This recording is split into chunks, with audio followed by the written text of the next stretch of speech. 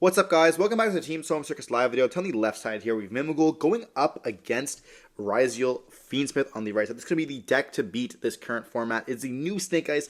We are going to be seeing them end up winning the die roll, I do believe, on the right side. This is going to be the first time they ever played the deck as well, having left Snake Eyes going into this, and they've been playing Lablet as well. They're going to just simply pass turn here, but it looks like we see a double Furos in the hand, which is going to be kind of an issue here. We're going to see one Foolish being dropped down in the standby phase, or the draw phase, whatever one you prefer. It does not really matter in this round of the video.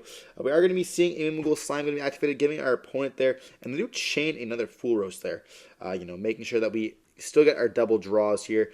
But this is going to essentially make Mimighoul not touch the extra deck, making sure they do not get a Pot of Greed every time they do.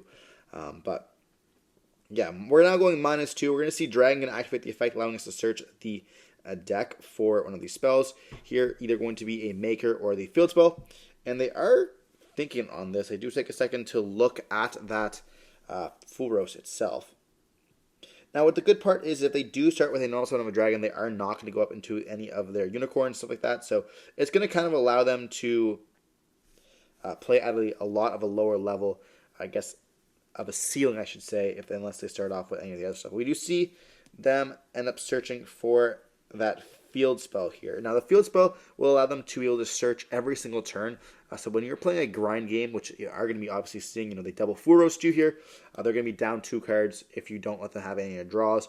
It's going to be pretty nice. We're going to see the field spell getting activated there, which is going to then allow us to get hit with Ash Blossom, saying essentially we are now playing a grind game ourselves, and kind of just stop there.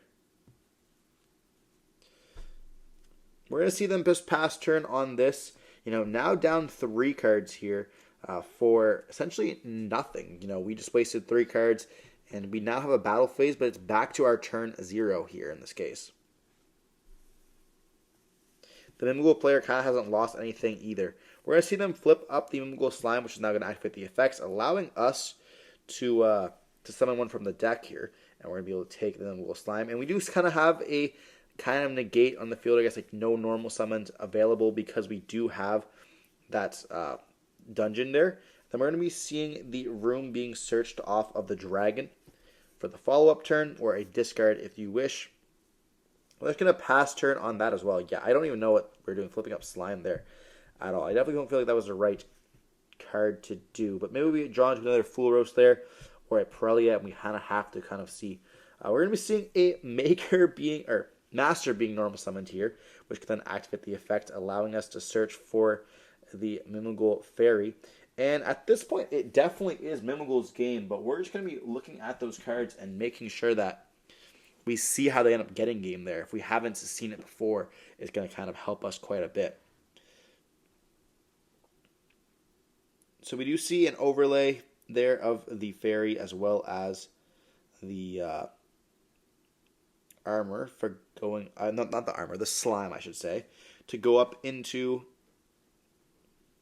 one of our copies of either Throne or Giant. I feel like we should just have game here, right? Both the dragons are 5,000. So we're going to go for the Giant there. We're going to turn the battle phase. It's going to be exactly enough for game. I think a little bit more as well, because they do gain. It's like 25, 25 plus Giant, and then Master, and we're just going to see them scoop it up. Yeah, definitely not looking too hot. Double Full Roast and Ash. They have lost like 3 cards. So they lost essentially half their hand for absolutely nothing. The Mimighoul player didn't actually lose any advantage because the cards were all searched for. Not to mention they also get like a continuous effect of the field spell being able to search every single turn or add back from the graveyard. So really, they've lost nothing, but gave their opponent a battle phase. But, they just pass. So we kind of get a card anyways there. So it doesn't really necessarily matter too much. We are going to be diving into game 2 here with Ryzeal going to be able to hopefully go first once again. Not opening up 2 going second cards here. Lots of the Fiendsmith cards are in this as well, which is kind of cool. But we don't know what we're playing against in the Mimighoul side. I think at this point in the tournament, we did know this is top cut, if I recall correctly, I should say. This is the 3rd, 4th match there.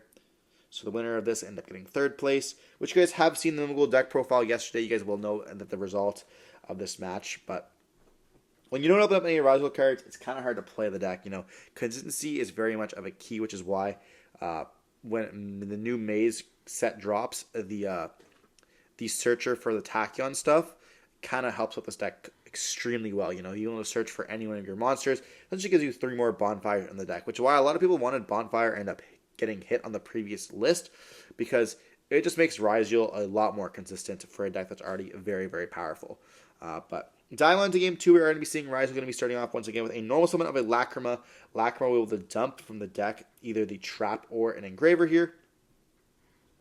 We're going to take a second to read this card. This card is quite good as a normal summon. Also is a level 4, so you can have the level 4 on the field for a bunch of other stuff as well. But we are going to let that resolve, it looks like. And then we're going to dump a copy of Engraver. And here we can actually go up now into the Requiem. Requiem can activate the effect, summoning out another copy of either Engraver or the Lacrima. We're going to go for the Engraver here. And then we are going to be seeing the Engraver putting back the Lacrima to summon herself, or summon itself out. Then we can link away now for a Sequence. Sequence can activate the effect, and is that going to be hit with a hand trap here? It does not look so. We're going to go up now into a copy of the Desiree. And do we have a card that can send the Lacrima to the graveyard to allow us to summon itself out? So we're going to be seeing the Ice, I believe, send a Duel Drive to the graveyard to summon itself out. Now, this is not something that you see every single day. Normally, you send the Aggravator or something like that to be able to attach it, but we do end up searching for the sword, and that's going to get hit with a Droll and Lockbird. So now we can't summon out as much as we'd like. We do then summon out the sword there, and then we go up now into a Detonator here, and then Detonator could attach the Duel Drive if we wanted to. We opt to not. We just activate the effect of Sequence, allowing itself to equip and setting one card and passing turn on that. I don't think that's necessarily correct. Being able to attach a Detonator is one of the best parts of that ability. Having multiple pops definitely helps quite a bit. But we're going to see Unicorn activate the effect, and we are going to chain the Desiree to negate that. We do chain a Ghost Ogre to the Desiree there. This is actually going to be very powerful here, because it's going to be destroying and negating the Desiree, because it does not have a link material on Resolution. It's not going to be able to negate any of the cards, and they're kind of thinking on this like, wow, okay. We are going to be able to activate the Desiree effect to be able to shuffle back or to bounce back, but it's not going to be that much of a difference, because we are going to be able to activate the effect of the Unicorn here, but we choose not to. And we still get the Birth, which can then summon back out that Unicorn. So it doesn't really make that much of a difference. Now we're going to go with Talents here, and is that going to be the Talents to take? They're going to be kind of forced to chain the Detonator to destroy itself here.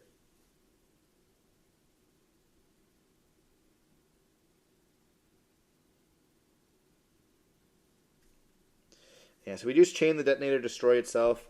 That's going to allow the Talents to essentially fizzle. But now we have nothing on our field, and the Mimighoul player are essentially going to be able to just pop off. We see a Birth going to be activated. That's going to allow us to summon back out that copy of Unicorn. And we're back now into the pressure game, no pun intended. Do we have any Mimighoul monsters to kind of make a push? No, we're just going to go right in the battle phase and attack with the Unicorn, activating the effect, allowing us to banish from the extra deck there. And what do we opt to banish is a question. We have a Duel Drive in the graveyard right now. We have a Detonator in the graveyard as well. So we could get rid of the second Detonator to kind of stop another one from being dropped. But at the same time, we also have the Feasmith cards that are quite good to kind of rip. Maybe hitting a Requiem, and we end up hitting the Detonator, it looks like there. Or a Duel Drive, could be either or of them. But just passing on this, dealing the damage off the Unicorn and setting one additional card, which I believe is going to be Room, which can then book one of the cards and making them not be able to go up into their XYZs. So we are going to be seeing Engraver going to activate from the hand, searching for a Track. Track then activate, allowing us to search for a Lacrima, and we do have the Lurie in the hand, which we had from the start, which can then activate the effect, bringing itself back out. Now the problem with the Lurie is that we are going to be able to get hit with Birth, because we see the track activated there, which is going to then allow us to banish those cards and not getting that search, or not getting that summon back out. We're going to be forced to go into the Lacrima. Now the problem with this is that without kind of wait, also, why did they not hit the Engraver off that birth? We're going to see the Requiem being hit off of the Unicorn. I definitely feel like we should have hit the Engraver with that birth completely, because we can just activate the effect of Engraver, put back the other Engraver to summon itself out.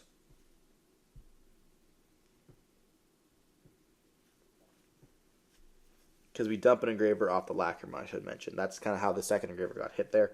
But yeah, definitely should have put that back, because the Requiem is not going to do very much for us, especially if they go up into Sequence. Sequence is definitely the bridged card there. So if we go up into a Chaos Angel, Chaos Angel can then banish the birth.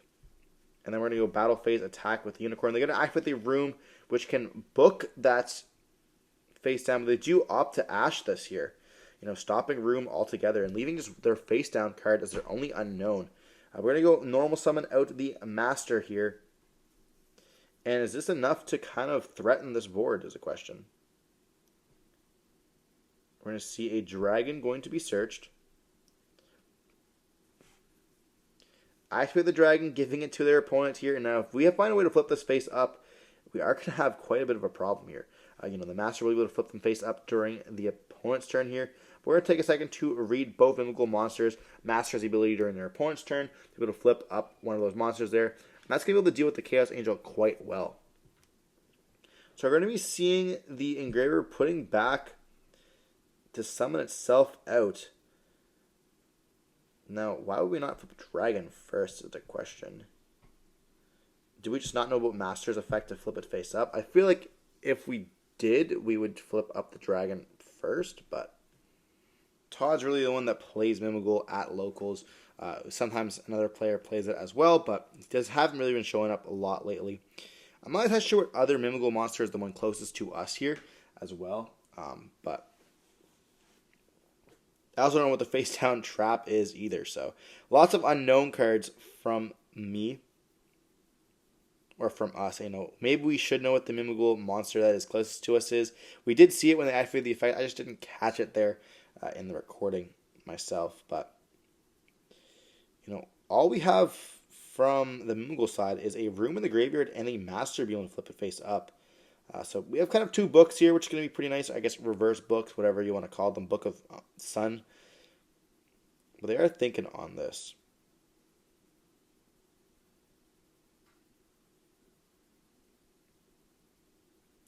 And do we go up into perhaps a...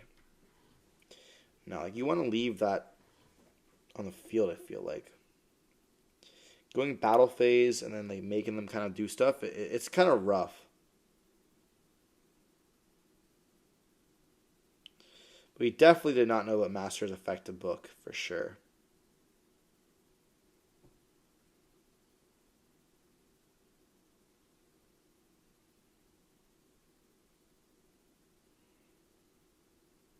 So we're thinking on how we can find a way to kind of beat this without flipping up that Dragon.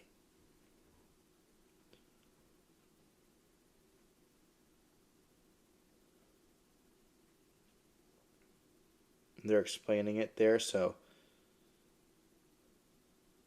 we are going to be seeing a big think in this scenario there. I definitely think that we end up losing. They're going to make an SP. SP is going to try to banish the Master. And we're going to chain Master, trying to flip up. And we take a second to read the Dragon. We can chain the SP, but it's not going to do anything. We might just want to lose our SP there in itself.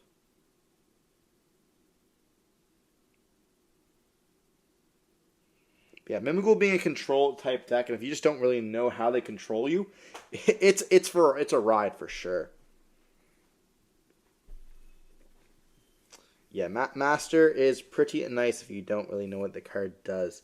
I don't know if there was anything we could really done other than flip up the Dragon, activate the effect, blow up our board. We're gonna go chain SP on itself and the Master. They're gonna chain Room here, allowing us to bounce the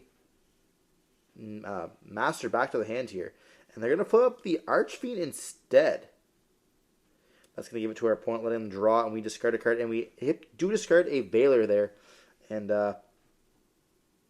we just pass turn on that. Yeah, we're going to see the Master being normal summon now. And this is going to be pretty much it for the Ryzeal player. You know, this is going to be essentially full combo, letting us search for a dragon or whatever else we want to here. You know, you can even search for an Archfiend, getting him added to the hand, or go up into a Slime. Slime can then give itself to an opponent with the Fairy in the hand as well here. Like, we're doing absolutely incredible in the Mimighoul side. It's completely in our control, and we can just kind of control the board here. We're going to see these Slime going to be given to our opponents, and we now go up into our Prime, or whatever, number 13 here, the Crime, and they're going to activate the effect, making us flip up those monsters here, and we're going to see them both flip face up. They're going to activate the effects, giving itself to the opponent. Both of them there, letting them summon one from the deck, and then SP is also going to get destroyed. And we're going to let this resolve, which is kind of crazy as well. We're going to see the dragon being searched, or summoned from the deck, off the Slime, and then we're going to search for a dungeon, and then we can play the dungeon, and we're just going to see the Ryzeal player end up pretty much admitting defeat here, because we know they essentially have game. We have essentially just no cards other than the trap card, and we end up not seeing what the trap card was after all there. But Mimighoul will end up taking the game after all against Ryzeal. Not opening up the greatest with those double full roasts and then a little bit of a brick going in this game here. But regardless, hope you're watching the video. Don't forget to like, comment, subscribe, more content like this. Don't forget to stay safe. Peace.